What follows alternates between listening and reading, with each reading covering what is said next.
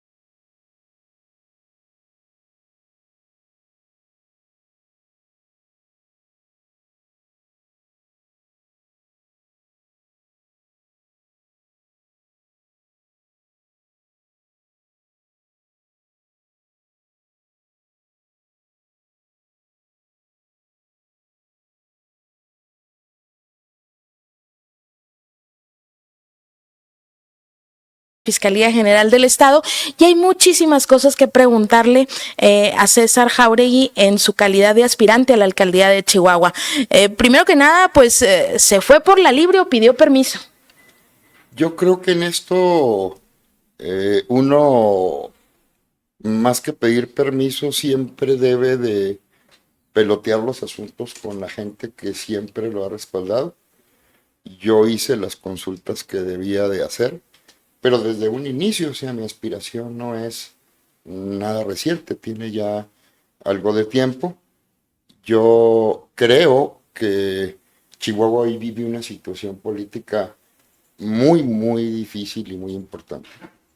Fíjate, yo tuve un evento, recuerdo, con el foro de abogados, con un grupo de abogados, en un cambio de mesa directiva de este tipo de organizaciones.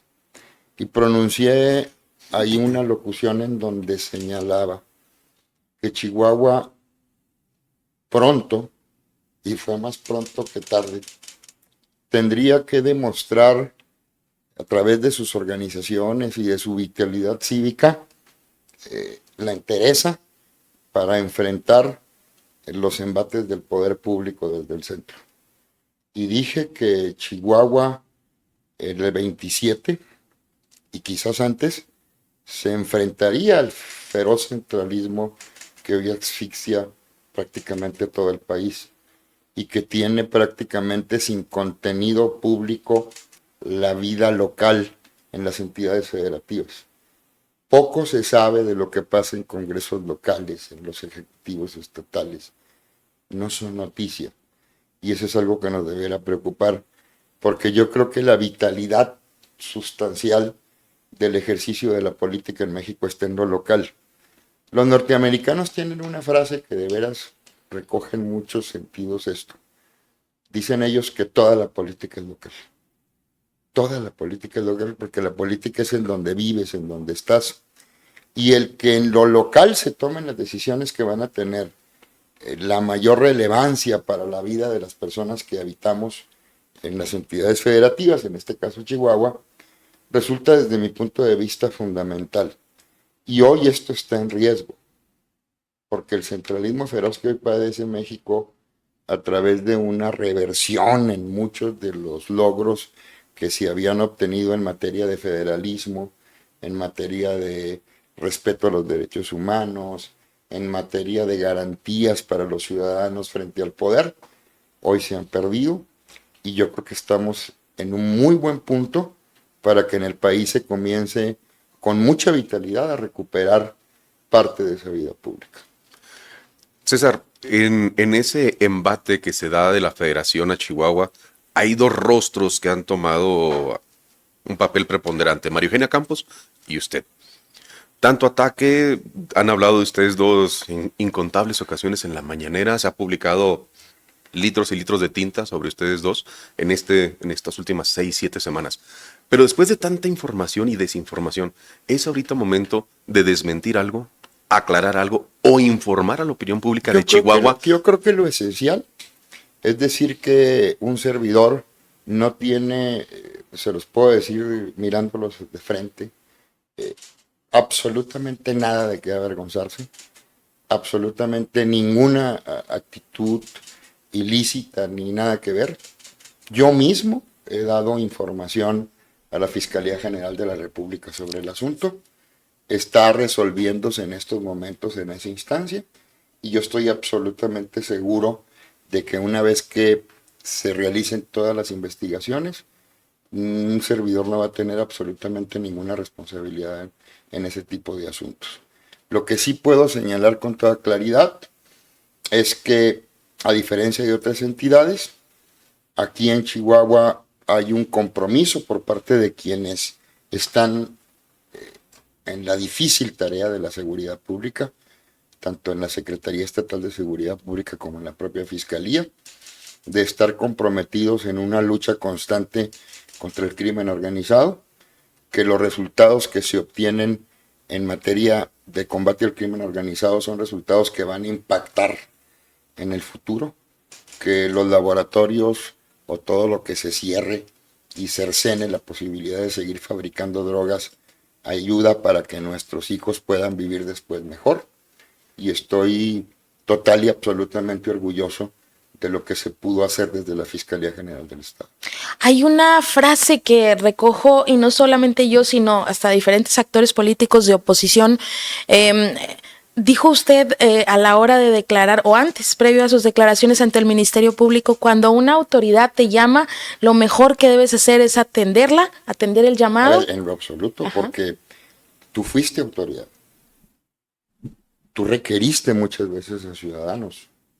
Y tú como autoridad, cuando una autoridad te requiere, tú tienes la obligación de acudir. Y esa era una obligación que yo tenía que hacer independientemente. Mira, muchos me decían, no es confiable lo que en estos momentos pueda estar haciendo tal o cual autoridad porque el asunto está contaminado terriblemente de aspectos políticos. Con independencia de cualquier cuestión de tipo político, frente a un requerimiento de la autoridad, un ciudadano tiene la total y absoluta obligación de acudir. Con independencia, te repito, de las dudas que pueda tener el propio ciudadano sobre el comportamiento político que en un momento pueda tener una autoridad. Pero imagínate no acudir o ser omiso frente a obligaciones que las leyes mexicanas te establecen.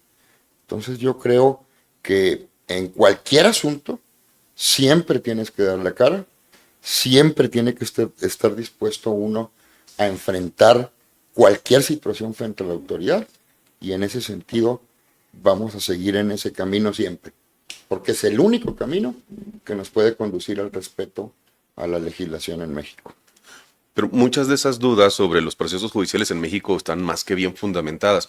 Pongamos un ejemplo que a todos nos es muy familiar, el caso de César Duarte. Más allá de la responsabilidad que pueda tener o no que un juez determinará, hoy está en un penal de máxima seguridad tratado como el peor de los criminales, cuando en realidad está acusado por peculado, un delito que tendrá que responder.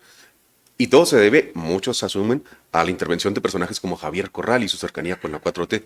¿No está César Jáuregui en un riesgo de que también se politice demasiado y pudiera llegar a haber una persecución como la de Duarte? Con independencia, te repito, de la mucha politización que pudiera tener el asunto, Lo que yo no tengo absolutamente ninguna duda es que frente a cualquier tipo de situación de este tipo, tú tienes la obligación de enfrentarla. No tienes excusa para decir, frente a un citatorio de la autoridad, yo no voy a acudir. Y yo creo que se ha cumplimentado. La gobernadora también asistió, y asistió allá en México, a la Fiscalía General de la República. Un servidor acudió a Ciudad Juárez. Hemos dado la información que ellos nos han requerido, y estoy absolutamente cierto de que este asunto se va a resolver de la mejor manera posible. No solo por las investigaciones que ha realizado la propia Fiscalía General de la República, sino por la investigación que la comisión especial que designó la gobernadora para que estudiara este asunto y deslindara responsabilidades, está aportando muchos datos que van a poner perfectamente en claro qué es lo que ocurrió ese día. Usted se dijo firme para ir por la alcaldía de Chihuahua. Dijo también, como nos acaba de repetir, que hay un centralismo que, bueno, pues está atacando con el sistema federalista. ¿Qué otros retos necesitan visualizar los candidatos a la alcaldía o futuros presidentes municipales aquí en la capital? El gran reto de ver cómo seguimos fortaleciendo y construyendo la ciudad de Chihuahua de la mejor manera posible. Durante los últimos años, y Chihuahua se ha manejado muy bien, y no hay persona extranjera, nacional, del propio interior del estado, que no venga a Chihuahua y te diga de primera mano, oye, qué bonito está Chihuahua, qué cuidado, qué bien se ve, cómo han prosperado, qué diferente está en relación a hace 20, 25 años. Y este desarrollo se ha podido lograr fundamentalmente porque hemos tenido gobiernos que han tenido la tingencia y la inteligencia de dejar que los chihuahuenses generemos el desarrollo de nuestra ciudad. Esta es una ciudad donde hay empresas que están haciendo fila para poder instalarse en Chihuahua y no lo han podido hacer por la incapacidad de la Comisión Federal de Electricidad de dar suficiencia energética, por ejemplo. Pero tenemos fila de empresas tratando de instalarse en la capital. Tenemos mucha gente emprendedora.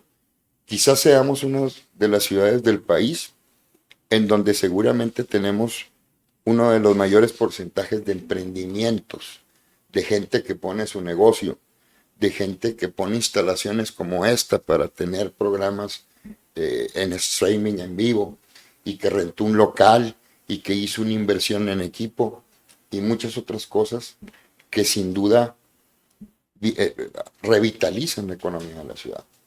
Ahorita que entraba al centro comercial, una señora me dijo, oiga, señor Jauregui, venga, le quiero enseñar el negocio que tenemos aquí, y abajo tienes un lugar en donde te ponen el pollo de 1000 maneras posibles, ya nada más para que llegues y lo guises, pollo orgánico, que le da un plus para que si tú quieres algo un poco diferente lo tengas.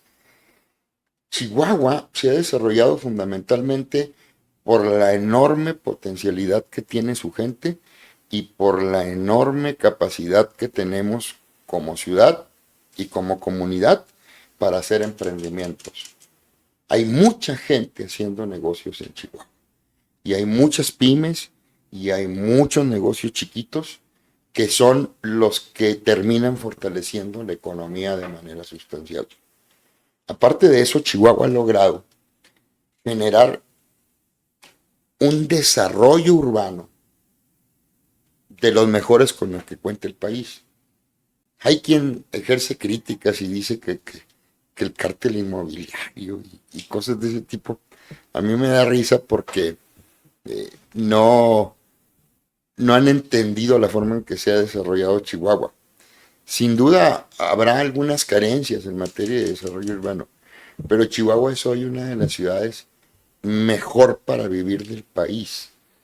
En todos los estudios que yo conozco, que hacen tirios y troyanos y estudios de arquitectura, gente que estudia cómo se puede vivir de la mejor manera en una ciudad, Chihuahua siempre está junto con Mérida. con Querétaro y con Aguascalientes en el top 5 de las mejores ciudades para vivir en el país. Y eso no es algo que se logra por ósmosis o que se hace solito. Pudiésemos creerlo, pudiésemos llegar a pensar que Chihuahua puede seguir desarrollándose de esa manera solo. Y no, si no cuidamos los gobiernos que debemos tener en la ciudad, pues puede llegar un gobierno que comience a dificultar la instalación de negocios, que comience a frenar el desarrollo urbano de viviendas, que comience a poner peros para la instalación de fábricas y de fuentes de empleo importantes para la ciudad, y puede poner muchas dificultades para que la iniciativa privada pueda desarrollarse. Yo no tengo absolutamente ninguna duda de que lo que te genera el crecimiento en un estado, en un país o en una ciudad, siempre es la vitalidad de su emprendimiento privado. Y hoy, ese es el gran debate de América Latina. Ese es el gran debate de América Latina. Y veo con gusto, seguí el proceso electoral en Perú, Keiko Fujimori va a ser presidenta del Perú. Espero que el domingo 21 de junio Alejandro del Espriella sea el próximo presidente también en una jornada de segunda ronda. Están apretándose las elecciones en Brasil. En Bolivia ya hubo un vuelco hacia gobiernos que permiten o que tienen como premisa fundamental la libertad ciudadana para el desarrollo de sus países. Están pasando cosas muy interesantes que tarde que temprano van a impactar en este país, queramos o no. Y yo creo que nosotros en Chihuahua tenemos que poner nuestro granito de arena. Hay quienes no visualizan que el 27 en Chihuahua no es una elección como cualquier otra. Durante muchos años en Chihuahua estuvimos acostumbrados a tener elecciones en donde no había preocupación sobre quién ganara. O sea, a lo mejor simpatizábamos con una candidatura o con otra, pero yo no escuchaba a nadie que me dijera, oye, híjole, es que si ganan estos, yo estoy pensando en que me puede ir muy mal en mi emprendimiento o que me voy a tener serias dificultades en mi forma de vida o que corro el peligro de que mi forma de vida y mi estilo de vida se vean afectados por las decisiones que toma el gobierno. Eso no ocurría.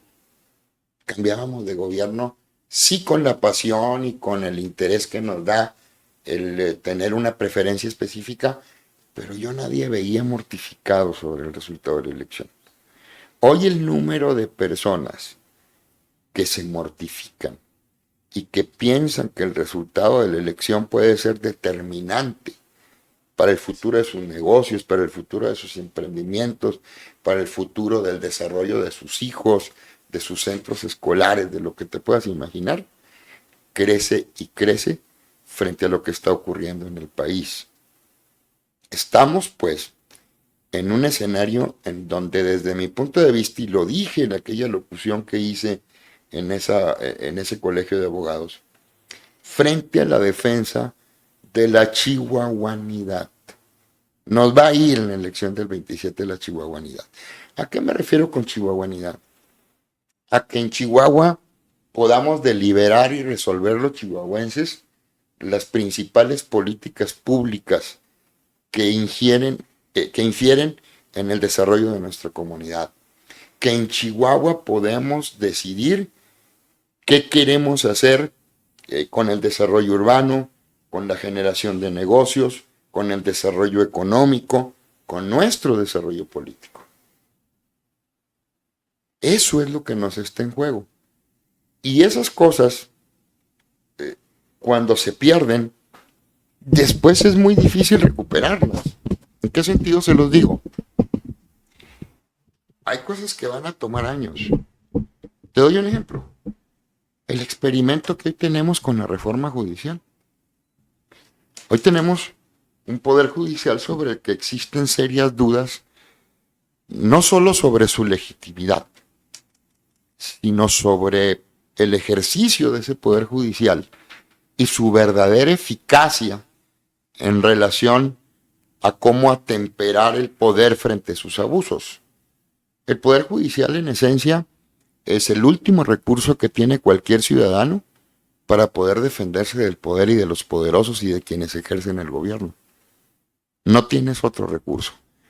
Pero cuando ese poder está cooptado por el propio gobierno, empiezan dificultades muy serias.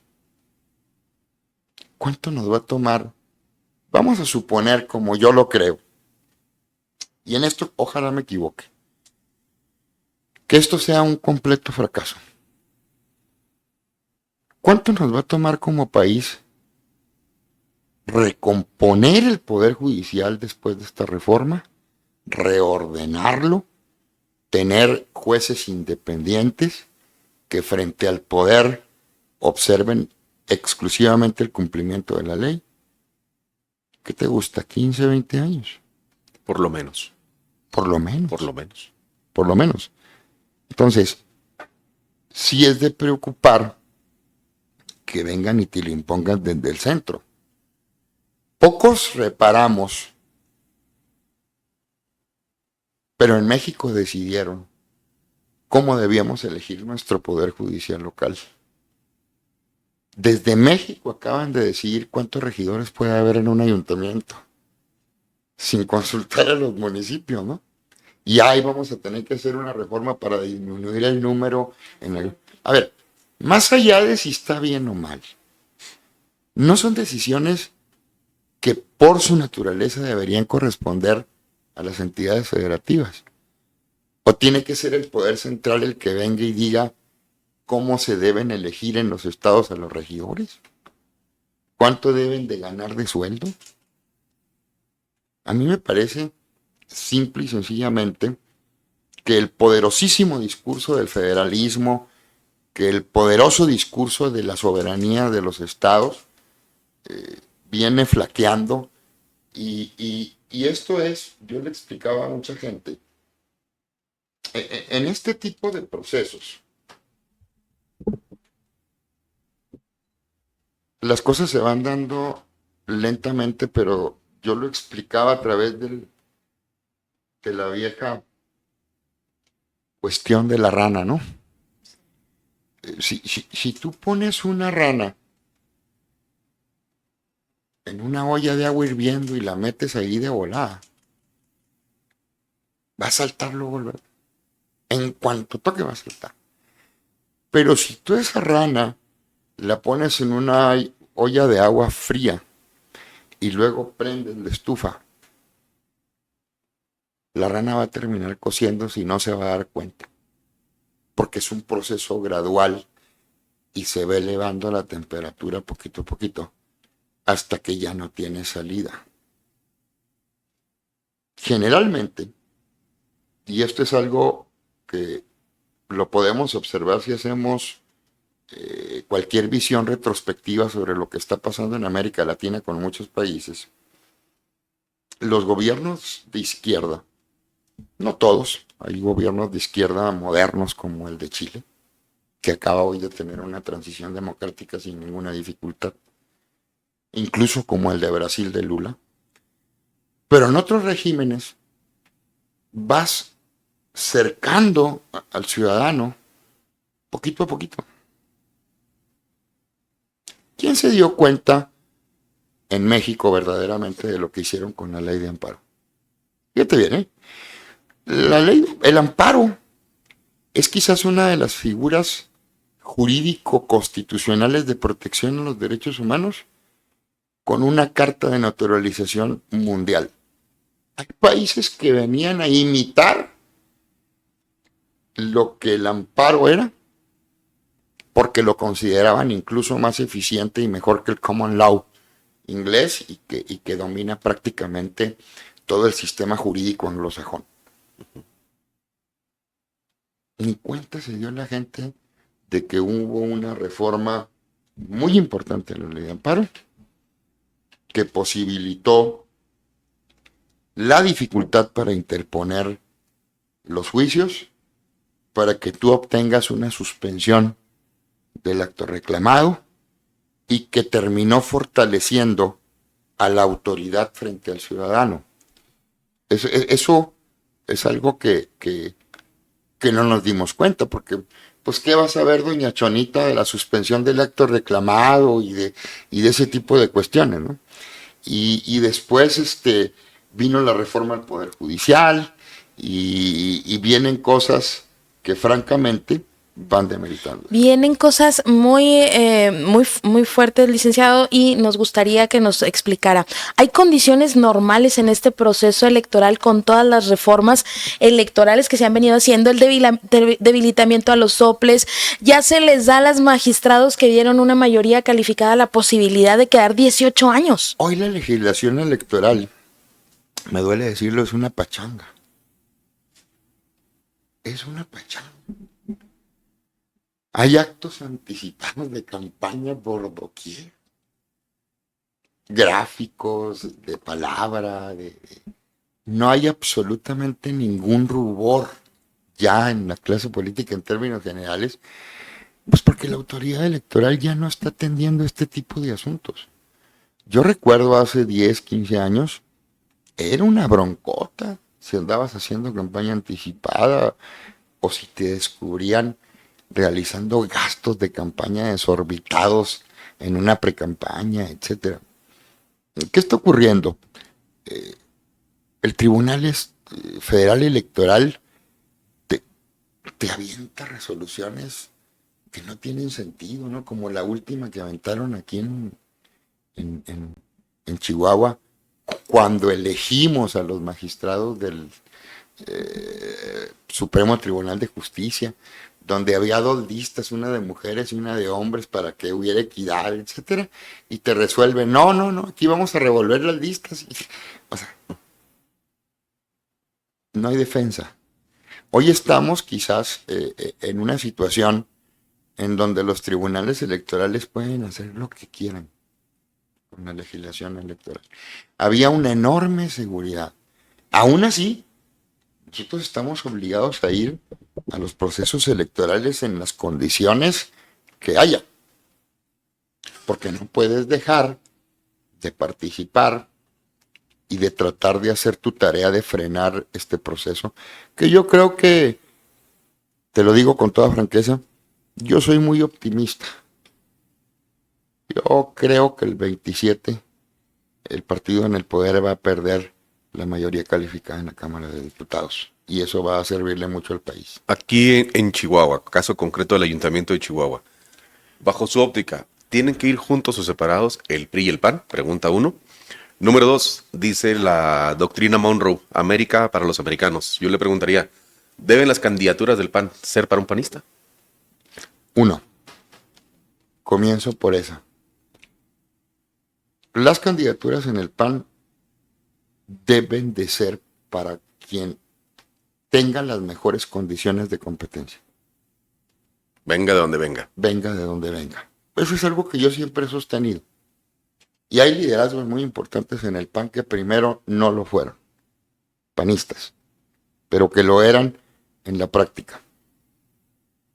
Te he dado ejemplos, Francisco Barro, Juan Blanco, eran gente que no pertenecía al partido, pero que tenían en su hoja de vida una trayectoria que avalaba su conducta ciudadana, que avalaba su compromiso con la democracia y que fueron recepcionados en el PAN de una manera muy calurosa, muy afectiva y que después se convirtieron en liderazgos muy importantes. No es tan importante la pertenencia, sí es importante el currículo, tus pasados, lo que hayas hecho, lo que opinabas, lo que decías cuando el régimen se enseñoreaba. Eso es lo importante. Porque yo creo que estamos hoy frente a una situación que va a requerir que los candidatos acrediten ese compromiso ciudadano y democrático. No de ahorita, como decía mi abuela, desde antes. Y 2, Claro que debe haber coaliciones. Estamos frente a un rival tan poderoso, con tantos métodos de cooptación del voto, que a mí me parece una enorme ingenuidad que en procesos locales se impida la posibilidad de ir en coalición. Sí, tendremos que ponernos de acuerdo. Sí, tendremos que entablar.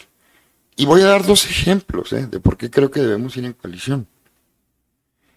Si el 2024 las oposiciones hubieran ido en conjunto en la elección en la Cámara de Diputados, la Cámara de Diputados no tendría hoy la mayoría de 2/3 partes en manos del régimen de gobierno, porque las elecciones indicaron oposición 46, Morena y aliados 54. No suena una diferencia inclusive muy sustancial. Estás hablando de un país partido en 2, pero que hoy, debido a la interpretación de las leyes electorales, el partido del 54 tiene el 75. Y los que tenían el 46 tienen el 30 y tantos. Entonces, a mí me parece que el esquema de coaliciones, cuando tienes un acuerdo en lo fundamental, que en este momento debe ser la restauración de la República, del equilibrio de poderes, del Estado de Derecho, de la división real de poderes que permite un mejor ejercicio del poder, pues no debes andarlo pensando. Y yo sé que hay muchos que opinan lo contrario, no los del legítimo, pero sí creo que en estos momentos están equivocados frente a lo que vive el país. ¿Cuál es la lectura que le deja el resultado electoral de Coahuila? ¿Qué pasó en Coahuila? Lo que también viene ocurriendo en Chihuahua. A ver, en Coahuila hay un panismo muy fuerte. Yo conozco Coahuila y trabajé muchas veces en el estado, porque yo fui director jurídico del Comité Ejecutivo Nacional del PAN. Por cierto, cuando Felipe Calderón era el presidente nacional del PAN. ¿Y qué ocurrió en Coahuila en los últimos años? La gente comienza a utilizar el voto útil. Eso es lo que ocurrió. Entonces el sector del PAN, había distritos, uno en Saltillo, lo recuerdo muy bien, y otro en Torreón, como los que existen aquí en Chihuahua, ¿no? No me acuerdo el número, pero aquí había uno que en donde decían que era imposible para un priista o para alguien ir a hacer campaña y ganar. Exactamente. También allá los hay. Pero cuando la competencia se polarizó y comienzas a ver qué es Morena u otro, la gente traslada su voto hacia quien cree que tiene mayores posibilidades de vencer al partido del gobierno. Entonces, eso es lo que ocurrió. Si tú vas a Torreón y tú vas a Saltillo y platicas con empresarios y platicas con emprendedores y platicas con mucha gente que tradicionalmente ha apoyado al PAN, te dicen, no, aquí yo le sigo yendo al PAN, te dicen. No más que, pues, óyeme, estamos en una competencia entre Morena y el PRI. Y no es el momento de desperdiciar votos. ¿Qué ha ocurrido en la ciudad de Chihuahua? Algo muy parecido. El PRI tenía un voto de clase media muy importante, muy sólido, porque el PRI había tenido buenos gobiernos en Chihuahua. Los que yo recuerdo, en su mayoría eran buenos gobiernos, eficaces, que desarrollaron la ciudad, etc. El de Patricio Martínez, por ejemplo, es un buen ejemplo. Y tenía fuerte su voto en clase media. Cuando la competencia en Chihuahua empezó a ser entre Morena y el PAN, ¿qué hizo esa gente del PRI? Obvio. Y está ocurriendo en todas partes del país. Ese es un argumento que pudieran utilizar quienes no están de acuerdo con las coaliciones. Dirían, ese argumento nos da la razón a quienes decimos que las coaliciones se dan en forma natural y la polarización se da en forma natural. Yo no creo en eso, porque sigue habiendo mucha gente leal.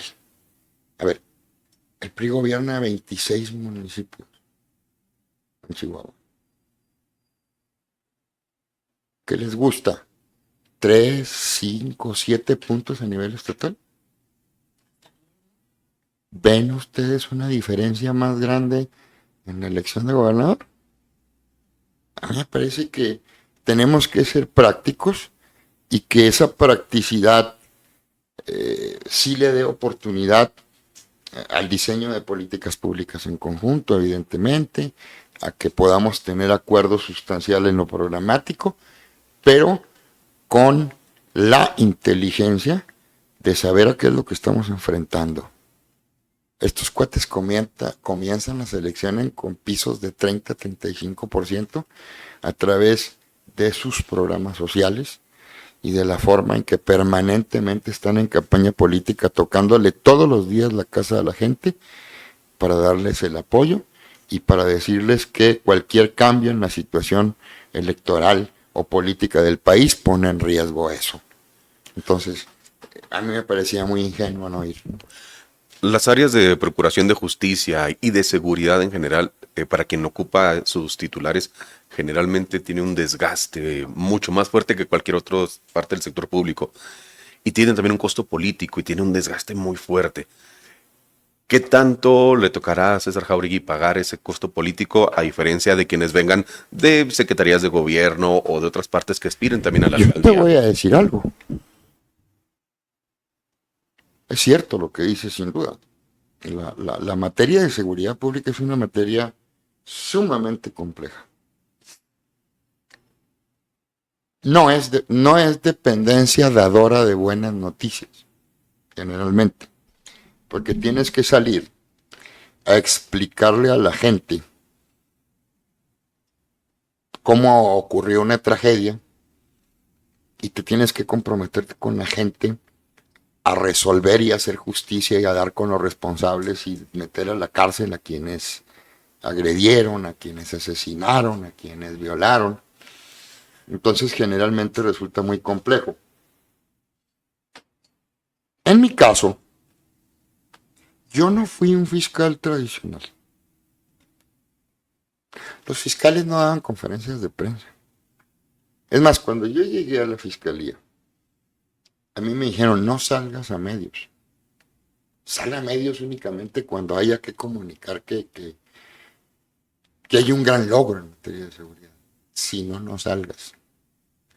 Y yo me di cuenta de que quizás lo que más preocupa a la ciudadanía es que cuando acontecen hechos en materia de seguridad pública que impactan a la propia opinión pública, y alguien no sale a explicarlo y a responsabilizarse sobre cómo resolver esos hechos, comienza a generarse desinformación, especulaciones y terminas por afectar la confianza ciudadana en materia de seguridad.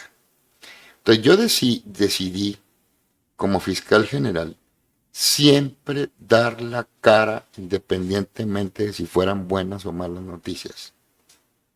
Y decir, frente a lo que aconteció, sí hay un responsable, ¿eh? Y ese responsable soy yo, y yo tengo la responsabilidad de dar con quienes hicieron ese acto, de meter a la cárcel a los responsables y de que se procure y se haga justicia. Y no me fue tan mal. No me fue tan mal.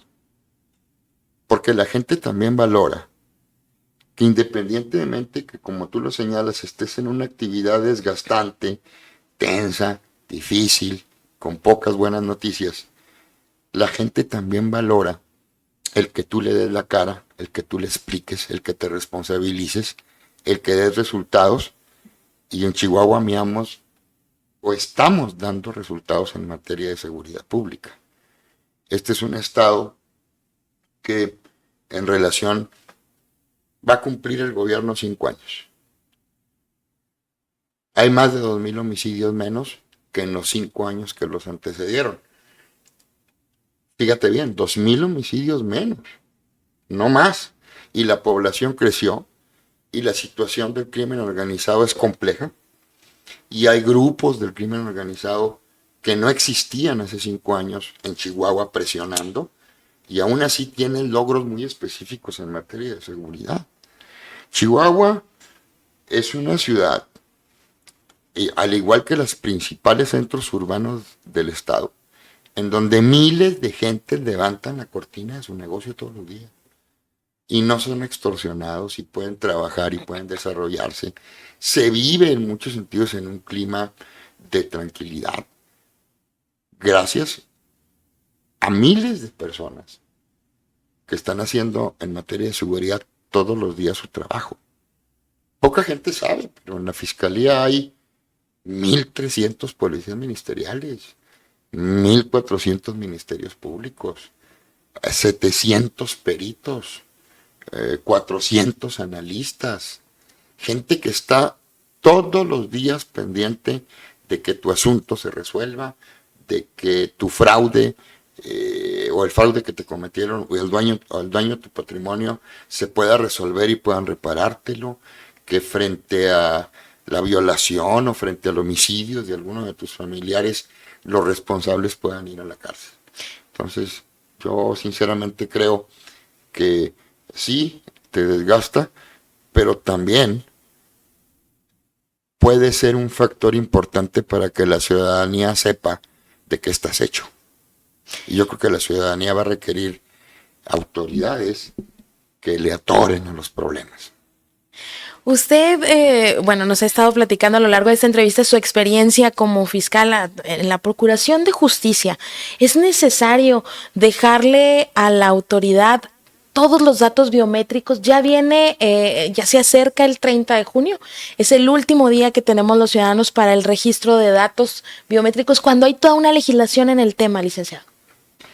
Es un tema muy, muy discutible, igual que el registro del teléfono, ¿no?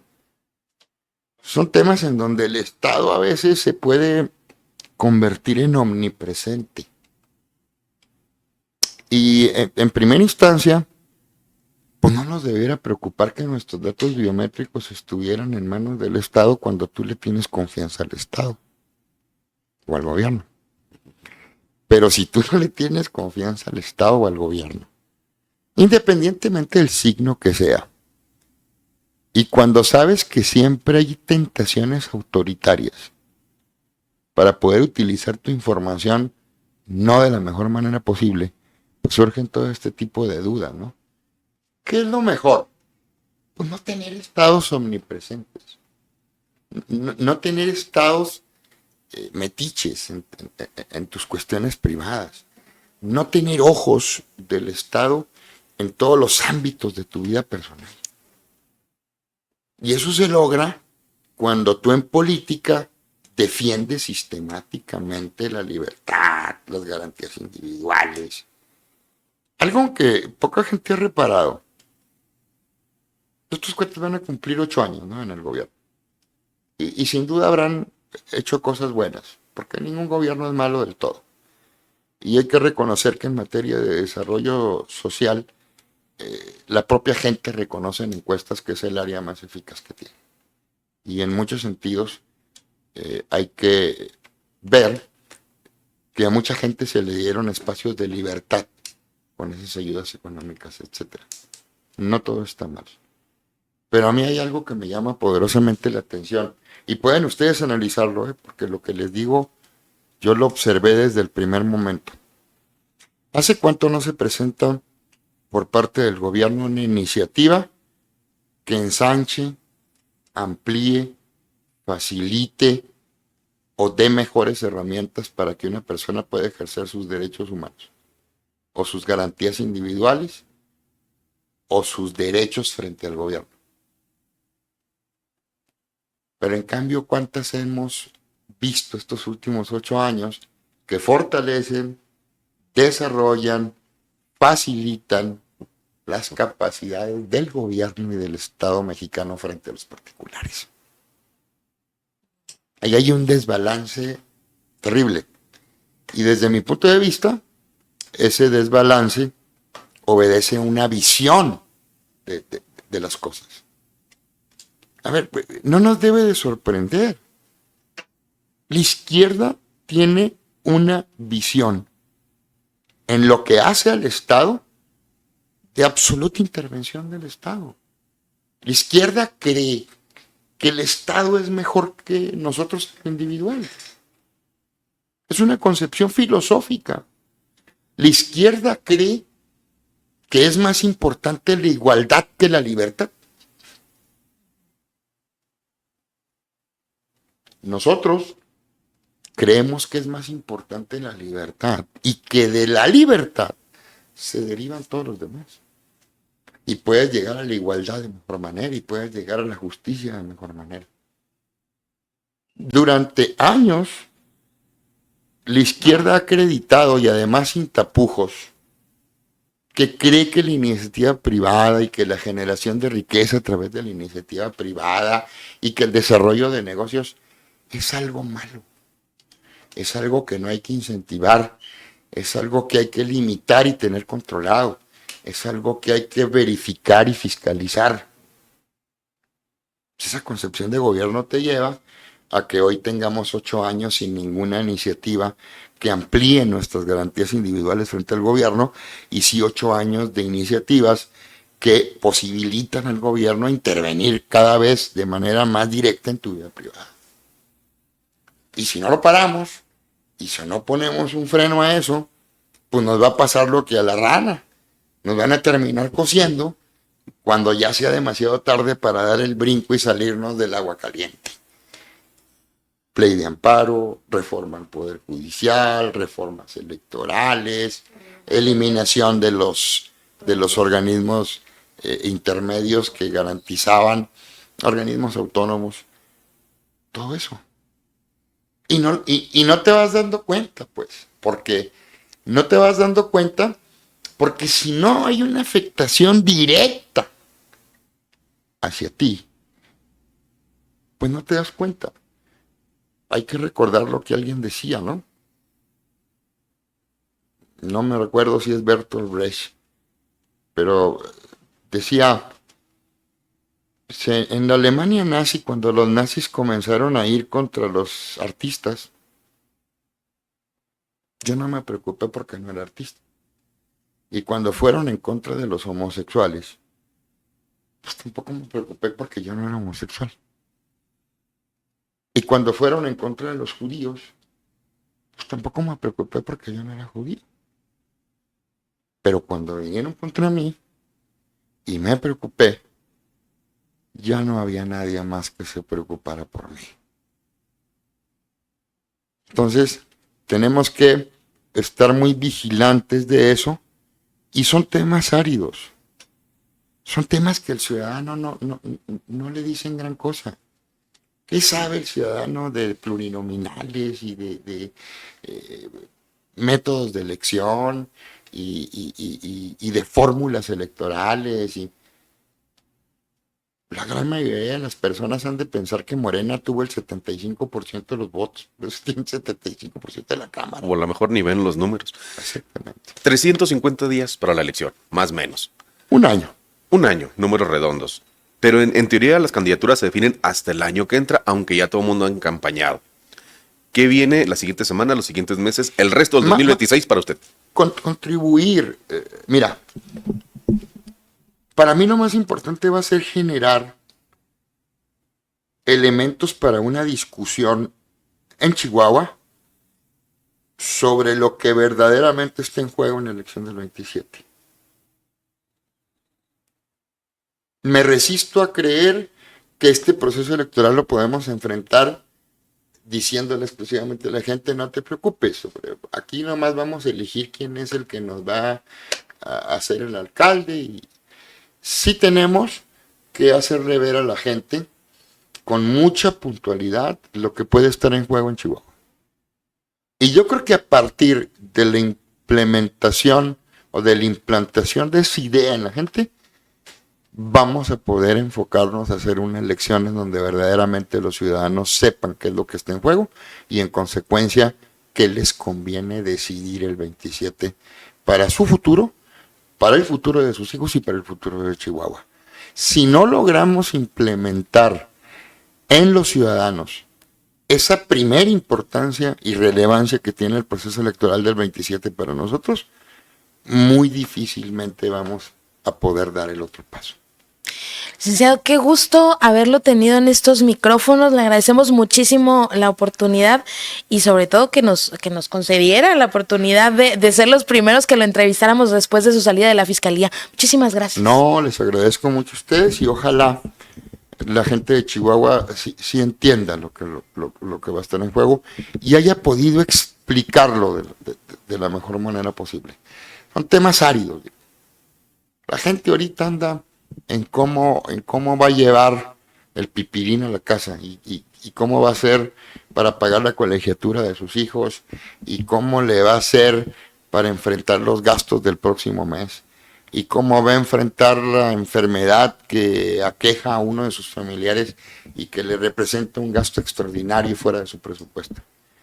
Pero la gente tiene que entender que todas esas cosas no mejoran en regímenes dictatoriales. Tienen mayores posibilidades de mejorar en regímenes que privilegien la libertad, el emprendimiento y la iniciativa de la gente. Gracias, César. Y por supuesto, gracias a todas aquellas personas que nos siguieron a través de las redes sociales. Esto es Forum MX. De verdad, muchísimas gracias. Hasta la próxima.